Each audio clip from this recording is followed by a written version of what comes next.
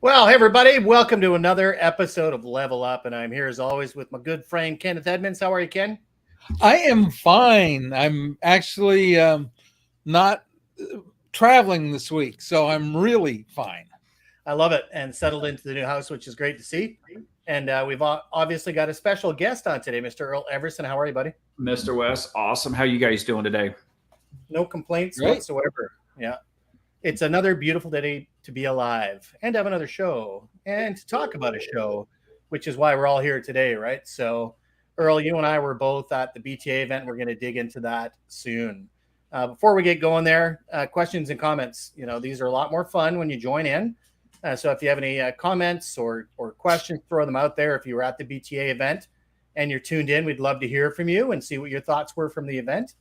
And that's what we'll do. And Ken, your favorite part, I know, maybe you'll throw that one up there. Where are you watching from? And maybe Earl, we'll start with you. Where are you tuned in from? Where are you joining us? Chicago. Chicago, baby. Chicago pizza all the way, baby. I love me Chicago. And yeah, it's funny. One of my favorite restaurants there in the whole world, steakhouse that I get steak spice from all the time. And it's funny because it just left my brain. What's it called? What's the steak restaurant? Well, I was going to say Smith and Walensky's, but that's my favorite one in New York. And my favorite one in Chicago, it's going to come to me because every time hey? Is it Gibson's? It is Gibson's. Yeah, yes. There you go. That's my favorite. Yeah. Every time I come back from Chicago, I bring back about 6 containers of their steak spice. It's my wife's favorite thing, so I'm not allowed to ever leave it alone. And hey, Greg Walters, good to see you there, buddy. Coming in from Detroit. What are you doing there? Detroit. I think he moved there, didn't he? I think he relocated to Detroit. Wow. Well, thanks for tuning in. I don't know that he's saying he moved to Detroit, but I think he likes Detroit pizza, which is kind of a slam on Chicago pizza. I'm not sure I'd take that, Earl. Yeah. I don't know. That looks like a direct shot over the bow right there. Oh, come on. 8 Mile. That's a riot. Oh, Chicago is laughing. I love it. Somebody in Chicago there. Well, that's great. And I think we're going to, start diving right into stuff, right? So obviously, Earl, you and I were both in Chicago for the BTA event, and we're going to talk about it today. We're going to talk about what we saw at the event. It's called Capture the Magic. Was there any magic captured? And let's just have a look here. I'm going to pull something up. Oh, not that way. I'm not.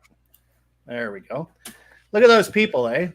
And I'll start it with this, and you can chime in. Obviously, let us know. But I felt that this is really the first event that I've been to since the pandemic where it felt normal, right? Like people were back. I mean, there were people sharing meals. We were out socializing. There wasn't any masking. I mean, it really felt like we were at, an event, before this pandemic. And I personally loved it. And you can see some of the folks, there that were there in that picture. Mr. Anthony Chen, a big shout out to you, Josie, Great America, Patricia Ames, and Amy Weiss, our friends at the Imaging Channel, and Mr. Randy Dazzo from Keypoint Intelligence. But how do you feel, Earl? Did it feel like we were back to normal? Yeah, I totally agree. I felt like everybody, I think we're all dying to have it back to normal, right? Just the whole world. So I think to see all the vendors there and other dealers, just to network and to tell stories and laugh. And it was such a great time on that side of it that I really enjoyed it. So yeah, I think we're back. I think we are back. And, it's funny because I have to travel from Canada, right? So there's a whole other set of, complications. And a couple of them are still in place. But the last time I traveled before this show was an absolute nightmare. I had to get like a PCR test, right? And it had to be within 72 hours of travel. But the problem was the way that it was set up. No matter how I scheduled it, I was going to be 3 hours outside the window, right?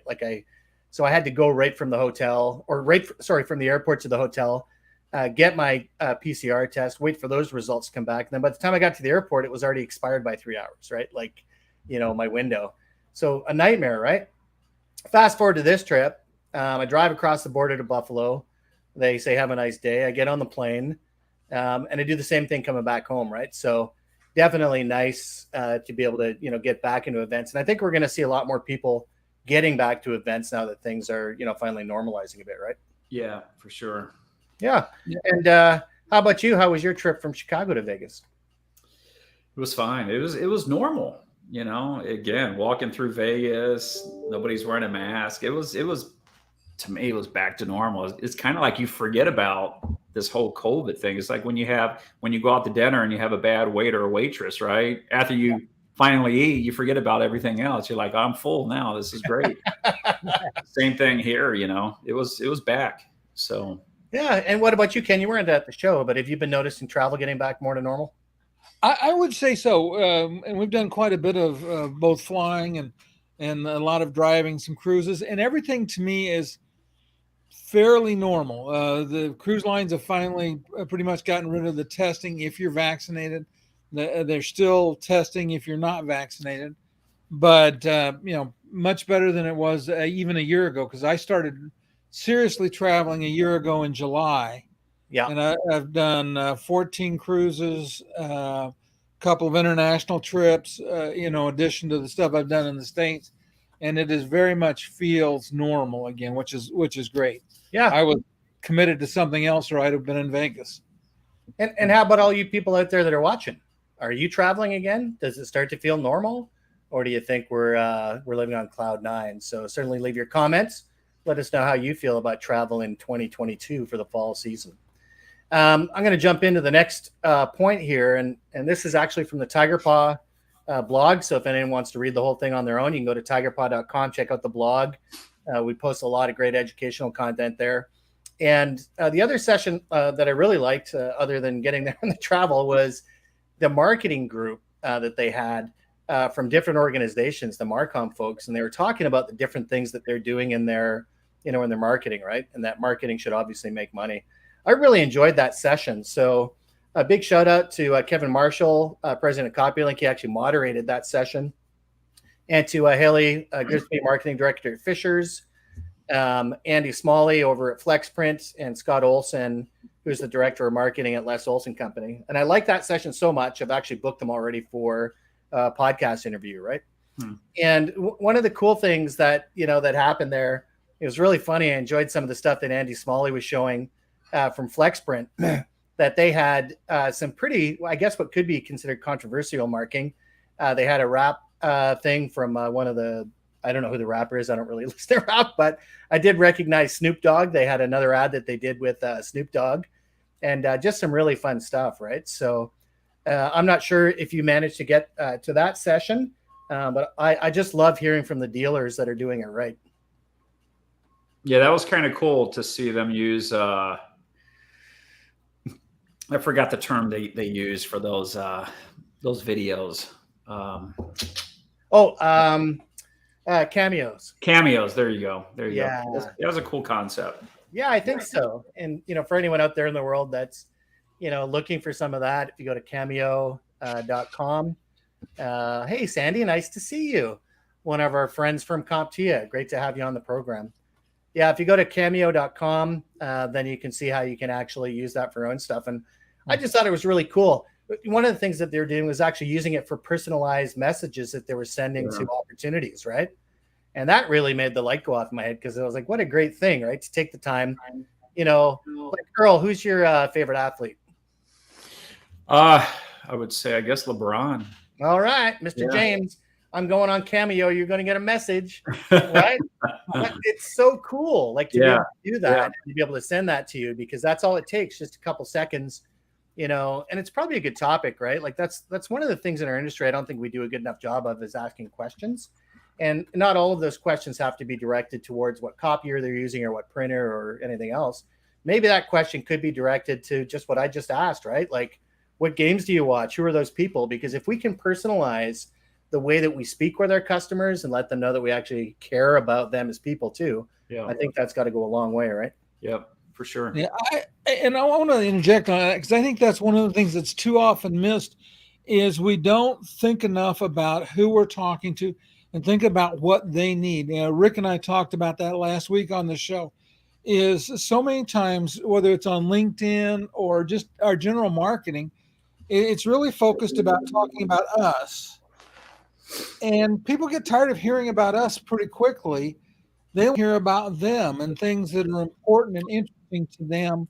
And I think that that's, is a really unique way to do it, is to use a cameo of something that they'll relate to. Yeah, it was just an interesting way to, kind of approach things, right? And the other thing, and Earl, I'm going to get to you in a minute because you've actually got your own bullet coming up. But I did enjoy the fact that they were also talking about, and I know it was Haley specifically who was talking about how important social marketing is now, right? That we've all got to get better at leveraging stuff. And I think really, Haley is more like a millennial, right? That she has an understanding of people that are in decision-making roles now that, some of my age or Ken's age may not have, really worked with, right? And they're starting to fill those seats, those decision-making, roles. And, are they on TV? Are they on radio? Probably not. They're probably on LinkedIn. They're probably in TikTok. They're probably on some of these other platforms, right? Instagram, and being able to get there. So I enjoyed hearing that, just, trying to remind us all that we've got to, marketing is never static, right? And Earl, I'm going to talk a little bit about you in a minute, but, how do you feel about social marketing? I think I already know.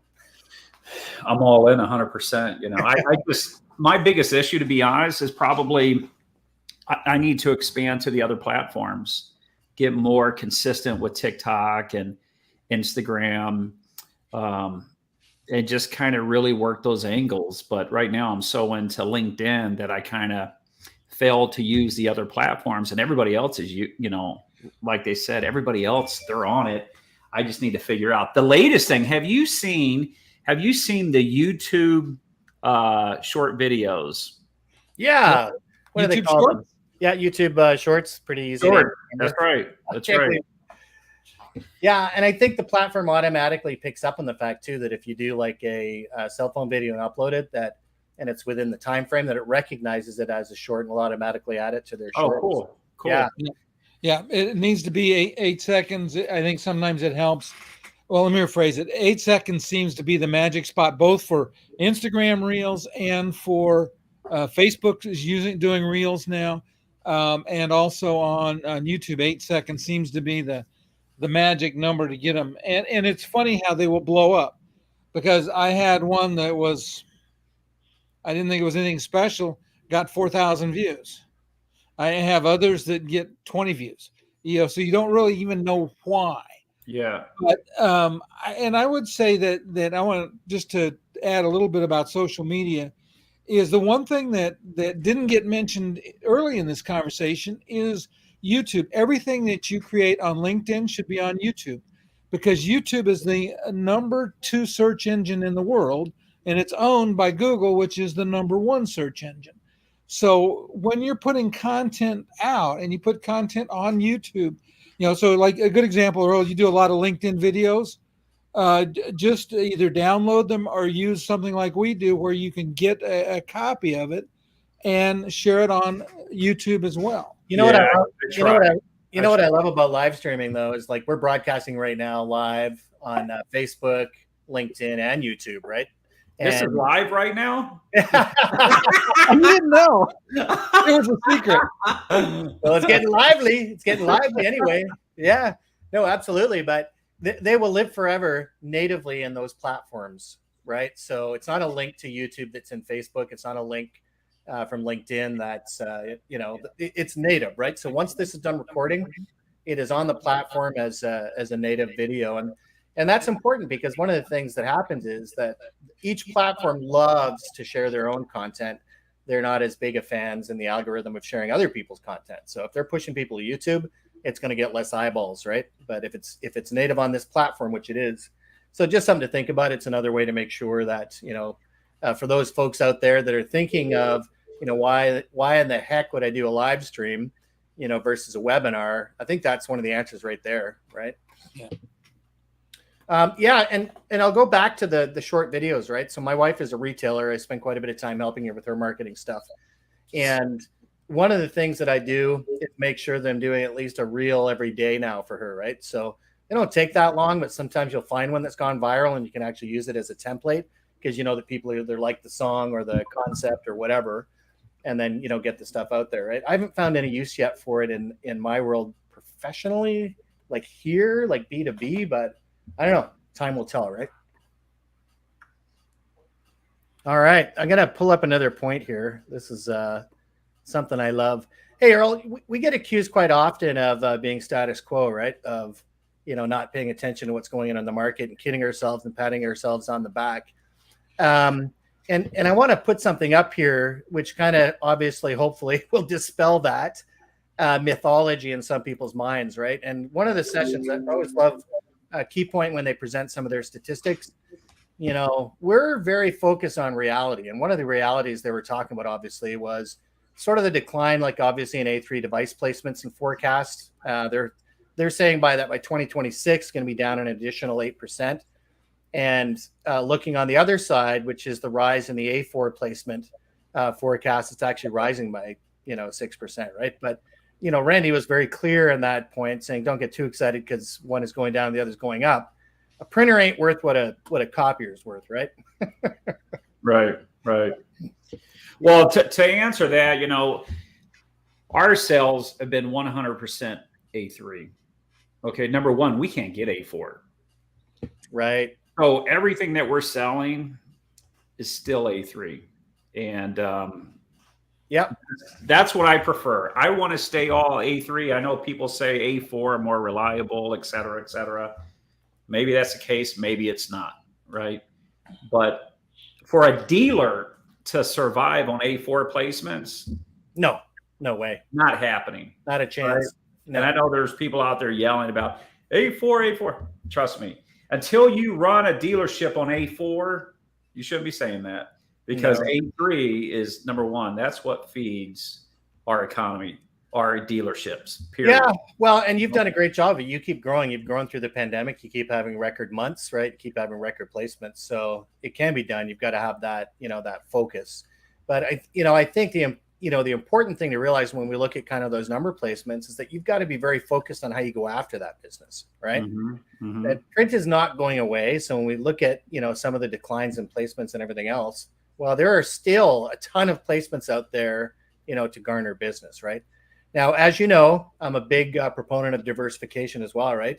Nothing stops anybody out there, from doing a different business model if they want to add, some other products and placements, right? And let's see, Greg Walters has a comment there. Wait, 11 by 17 because of supply, right? Not requirements. Take it now, Earl. Well, here's the deal. They've always said, sell what you have, right? And that's what we do. Whether they need 11 by 17 or not. Well, if they don't need it, we're still going in with A3. And customers' perception still today, when they see a larger device, they feel that device is more reliable than a simple little A4. Whether it's the case or not, they feel better. For me, like my big F-150, I love my V8, right? But if I had a little 4-cylinder in there, like a A4 device, it wouldn't be the same to me, right? But Earl, that's all you need. All you need is a 4-cylinder. Yeah, right. To pull everything, right? Is that A4 or that 4-cylinder. Not the case, right? But yeah. So for us, we stay out of the talk track of A4 and A3 right now, because if we start talking A4 and A4 is the better choice, that customer's going to be waiting 6 months. And just because we're able to compete in that market, again, supplies are higher on the A4 than the A3. So if they're volumes, you can still cost justify an A3 over an A4. I've got another car example for you. So those that know me know that I'm a Jeeper, right? So I'm on my second Jeep Wrangler, and obviously the Rubicon trim, because it is the best off-road package you can get on the vehicle, right? Guess how many times I've been off-road in the Rubicon? 0. Not quite 0. No. I get out probably. He pulls into his driveway every once in a while. No, I get off road probably twice a year, right? So I've got some other buddies that have Jeeps, and we do get out and play around a little bit. But like 2 times out of how many times do I drive in a year, right? And the point is, it's not what I need. Nobody needs a Rubicon, like, right. Or not nobody. I shouldn't say that. If you live in, let's say, South America, and you spend a lot of time in the bush where the roads aren't, maintained, you probably need a Rubicon, right? Yeah. I don't need a Rubicon, but guess what? Right. I have one because I want one. Yeah. And that's human nature, right? So sell what the people are buying. That's what we're in the business of. I love it. Hey, I'm going to bring up another point, Nerl. It's time for you to talk now. We're going to put you on the spot, brother, because you had an excellent session at the event, and I loved what you were doing, and clearly the other dealers did too, right? And you'll notice my little title there that LinkedIn marketing is no longer optional, right? And I loved the talk track they had, because you actually gave people practical things that they could do to start using LinkedIn. And I think that's part of the problem sometimes, is we get so high level with these conversations when we're speaking at events that people don't walk away with, practical things they could do. But you gave them so much homework. I saw people scribbling notes and taking pictures and, on all your slides, right? So maybe we'll talk, through that a little bit and talk about your experience with LinkedIn, because those that are watching us today, I know that a lot of people still don't see it as a marketing or sales engine. Maybe you can take us through that a little bit. And again, congratulations. You did an excellent job at the show there. Yeah. First of all, I was so disappointed because I had everything set up properly as far as the intro. I had this brilliant intro video with some pumped up music to wake everybody up, right? And it didn't happen. For whatever reason, it didn't play. The day before I did the walkthrough, video played, the sound played. I'm like, right on cue, Bob's going to introduce this great video is going to come on and get everybody in the tone. This is going to set the tone. Boom, it didn't work. So I get up there, I'm like, oh my gosh, what happened? So anyway. Nice little shout out from Ed there for you too. Great presentation. Mr. Ed, my man, Mr. Ed.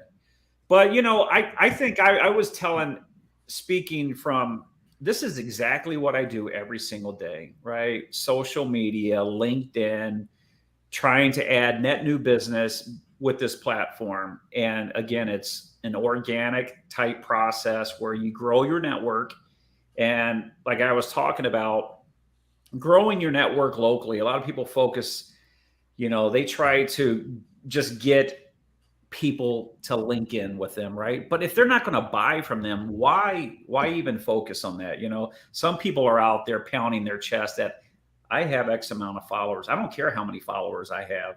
If I have 2,000, but those 2,000 have the authority to sign on the dotted line and I can help them, that's all that matters. Yeah. And another thing, a lot of people get caught up because, there's other dealers, especially in our area, they try to come across, like they're so professional, like they have no flaws, they're perfect, right? Social media is not about that unless you're on Instagram and you're some model, right? It's not about that. I think it's perfect to show people your flaws. Oh, I can undo my shirt again then. All right. Whatever it is. And it's like when I do a video, if I say something the wrong way, or I don't care, I'm going to post it because that's me. If I'm talking to a customer, that's exactly what I would say and how I would say it. Yes, agreed. And let's talk to this A3 one in a second, but I just want to add that I think we live in an age now because of all the Zoom calls we're doing and everything else. Like you can see my room behind me, right? I got a ship on the wall back there. My dog walks through once in a while. It's kind of accelerated this is who I am process for us, right? And it's not the facade of me that you're going to buy from, it's the person, right? And I really love that. I love that you can let your guard down, that you can actually be a real person, benefits and flaws included, right? So yeah, kudos. And I think social really almost demands that, doesn't it? It does. I mean, you just have to be yourself. Because I know in the very beginning, I was following some of these leaders in the LinkedIn arena, and I found myself kind of trying to be maybe like them. And I said, I got to stop following these people because I'm not being Earl. And customers need to buy from Earl. They're not buying from this other motivational, So anyway, I had to kind of find myself on LinkedIn. It's like, who am I? What am I doing? What's my mission statement? Who am I helping? And I think it has to develop, right? Like, It does. Yeah, I agree. We're both big fans of it, right? And that's why I love seeing your presentation because, I like to think that I know a lot about LinkedIn, but I still took some notes, right? That's And good. you know what I mean? Like it's golden. So you're doing a fantastic job. It's gonna slow down. Go ahead, Ken. I wanted to interject on that. I think that what you said about showing your true you, warts and all, is so important because too many times people come across with this phony veneer and people see right through that and people buy from people they know, like, and trust.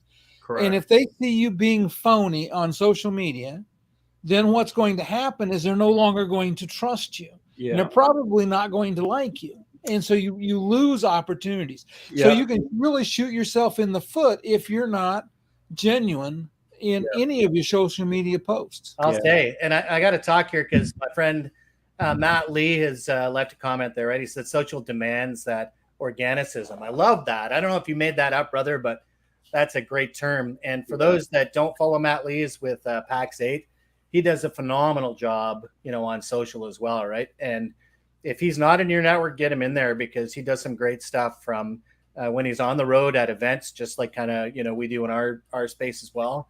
And just talks about some incredible things on social.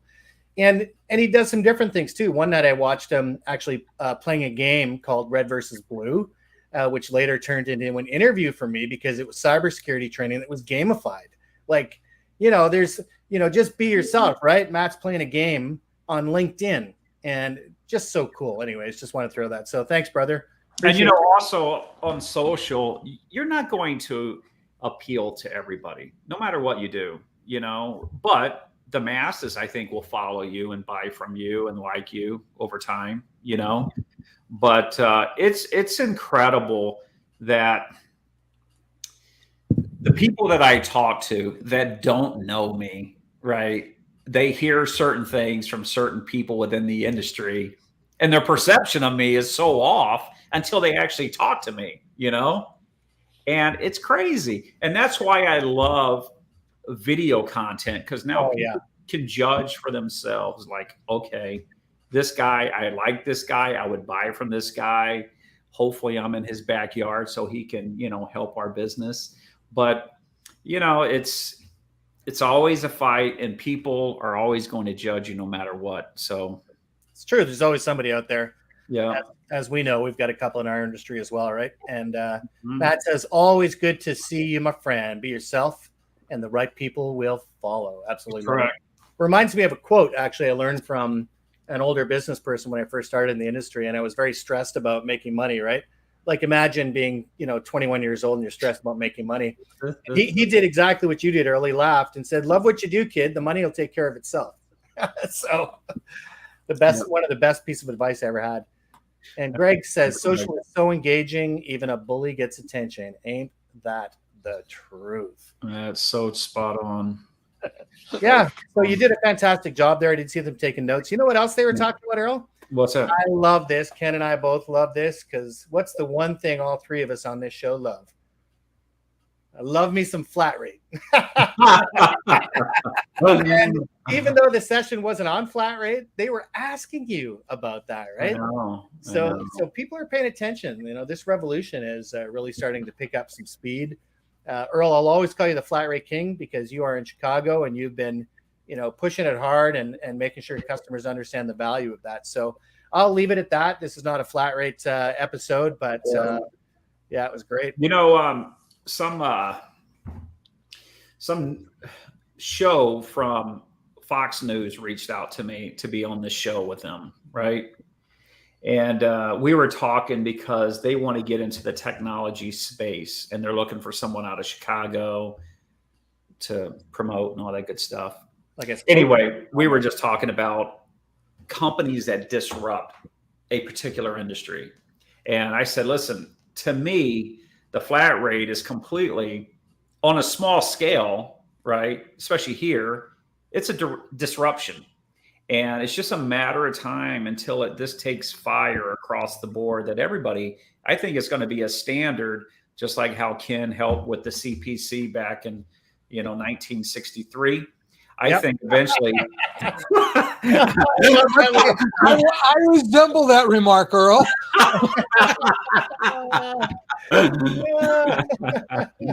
So anyway, go with this slide. Let's see what you got here. Yeah, it's just a little flat rate thing, right? That you talk about disruption, right?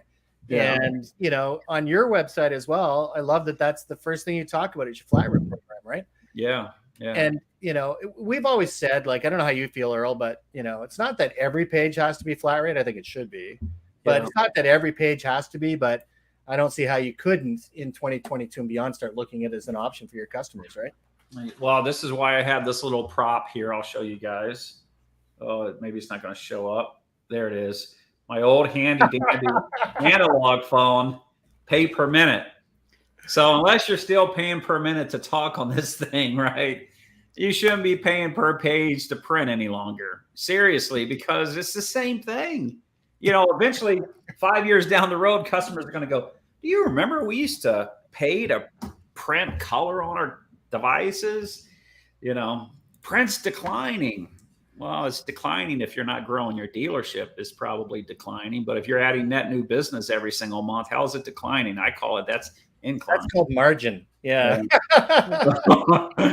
So yeah, and people don't care. Like, people say, well, people are going to say that only stupid people buy flat rate because they don't really know what they're paying for, right? And let me ask you this: like, do you ever feel bad month to month about, well, how many minutes did I actually use on my phone? I don't even give it a thought. Right? Exactly. Yeah, exactly. Because it's not what I pay for. Right? Yeah, exactly. So, well, it's like I have a Tesla too, right? And the reason I bought that Tesla is people ask me, are you driving more often? Because no, I drive the same. My office isn't any further than it used to be, right? It's the same distance. I just don't have to pay per mile per se, right?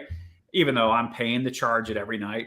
But other than that, it's not costing me the way these copiers and printers and the old cell phones. People want to know what's my true cost. They're tired of billing issues. They're tired of being surprised, or they don't want to police their employees any longer. What to print, what not to print, set everything black and white default, et cetera, et cetera. It's just a pain, so we try to bring simplicity to the office space, and we sell programs. I'm not selling hardware. I sell programs, right? They all do the same thing. I don't care what manufacturer you bring in. Our program is better than anybody else in the industry. That's right. I truly believe that because we do it unlike anybody else. So I tell customers, hey, I'm the salmon. I'm swimming upstream. Everybody else is coming in here or talking CPC to you. And there's going to be one winner out of this. It'll be the flat rate billing guy that wins this deal. But other than that, everybody's going to compare. Okay, they're at 5 cents for color. Oh, this competitor came in at 4.7. Oh, this one came in at 4.2. It's like, when does it stop? Simplify the stupidity, and let's go flat rate across the board, and customers will love you. They will absolutely love you for it. And I'll tell you. And like you said, I love this idea of programs and actually solving customer problems, right? Because, one of the things I hate, if you ever go to a party and you're talking with somebody, and I'll give an example, they say, hey, Wes, do you like golf? And I don't, right? I mountain bike and I fish. I'm not saying there's anything wrong with golf. I just don't do it, right? Hey, Wes, do you like golf? No, actually, I like to mountain bike and fish. Oh, man, you should have seen this course I was on last week. Let me tell you about it. And they just keep going on about this thing that you don't have experience with, you don't care about, right? But if they were talking about fishing or kayaking or mountain biking, I'd be all in. It's like, oh, yeah. And with our customers, too, when you talk about having those programs to solve their problems, it's not about the copier. It's not about the printer, right? So I guess my little rant there is we got to ask more questions. Yeah. I love it. I love it going into an account. I'll make this real quick. I love going into an account because I can go on 99% of the businesses here in Chicago. I know they all pay per page somehow, some way, right? And I ask them, how do you like paying per page to print on your devices, right? Nobody says, oh, I love it. Because if you love it, I can't help you. Because I don't offer a cost per page program. I can't help you. I don't relate to that. I can only relate to a flat rate billing program. If you want to pay per page, call that other vendor, and you should have one of these phones too. So they go hand in hand. Absolutely love it. Oh, Well, man. and so I have a couple other questions that you could ask as well, Earl. One of them is how do you like dealing with overages, and how much of a fan of meter readings are you, and and bad mistakes on billing? Are those things you enjoy? Yeah, right. Texts come out every month to take a reading, and then they send me this Christmas, and I call it a Christmas invoice because you never know what you got until you open it up. You know, it's like, oh, wait, you printed 10,000 color pages. Everybody's fired. You know, And it's like some Christmases where it's like you open the box and say, "This is all I get." Yeah, right. Oh, well, dragging us back on track. We are over our time a little bit here, and just going to put people on the BTA website, right? So if you go to bta.org, you can check out the Fall Colors Retreat 2022, which is coming up.